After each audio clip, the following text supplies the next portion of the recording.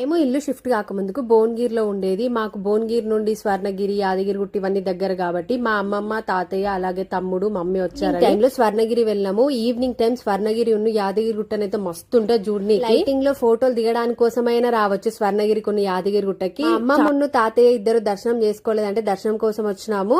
వాళ్ళని లైన్ లో నిలబెట్టి మేమైతే మొత్తం తిరిగేసినాము. నేనున్న మా తమ్ముడు గానికి మాకైతే 8 అయింది నైట్. ఇక జయగంట దగ్గరకు వస్తే దాన్ని కొట్టి కొట్టి కొట్టి కొట్టి దాన్ని ఊడగొట్టిరు. తర్వాత హనుమంతుడి దగ్గర వెళ్ళి అక్కడ కూడా దర్శనం చేసుకున్న తర్వాత దేవుడు నిద్రిస్తున్న కొలను దగ్గరకు పోయినాము. అసలు స్వర్ణగిరి అంటే ఫస్ట్ ఈ దేవుడు గుర్తుకొస్తారు, కొలంలో దేవుడు అంతే.